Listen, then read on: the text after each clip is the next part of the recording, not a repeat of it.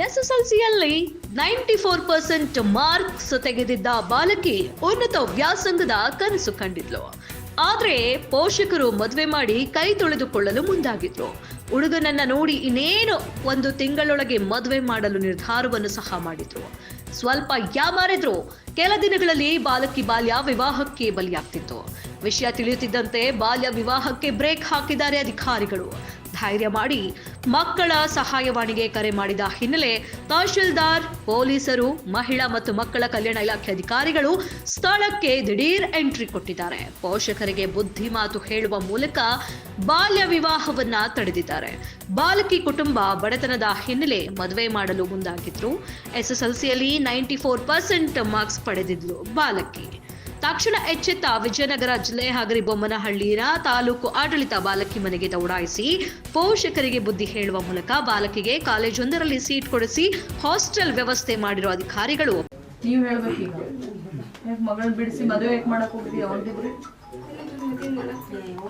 ಹುಟ್ಟಿರಲ್ಲ, complaint ಬಂದಿದೆ, ಮುಚ್ಚಾಳಿಕೆ ಬರ್ಕೊಟ್ಟಿದ್ದಾರೆ last meeting ಅಲ್ಲಿ. ಈಗ ಸ್ಕೂಲ್ ಬಿಡಿಸಿ ಏನ್ ಮಾಡ್ತೀರಿ? ಕಾಲೇಜ್ ಬಿಡಿಸಿ ಸರ ನಾನು ಮಾತು ಹೇಳ್ತೀನಿ.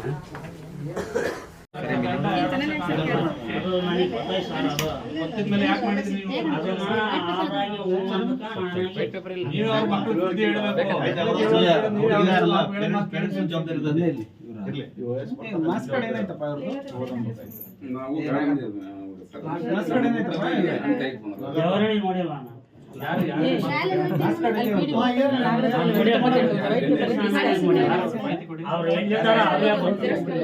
ನಾವು ಬ್ಯಾಡಂದ್ರೆ ನಮ್ಮ ಕರ್ಲಂಗ ಹೋಗಿ ನಾ ಮಾತು ಕೊಡ್ತೀನಿ ಅಂತ. ಆಯ್ತು, ಅವ್ರು ಮಾಹಿತಿ ಕೊಡಿ ನಮ್ಗೆ ಯಾರಂತ ಗಂಡನ ಕಡೆ ಹೋಗ್ಬಿಟ್ರು.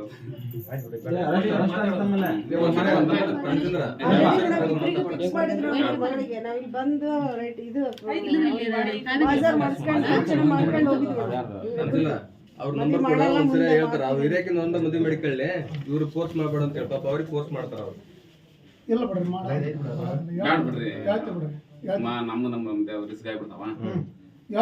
ನಮ್ಮ ಎಷ್ಟು ದುಡ್ಡು ಕೊಡ್ತೀನಿ ಮಕ್ಳು ಓದಲ್ಲ. ಈಗ ಈ ಕಾಲದಲ್ಲಿ ಓದಾರ ನೀವು ಮೋಸ್ಟ್ಲಿ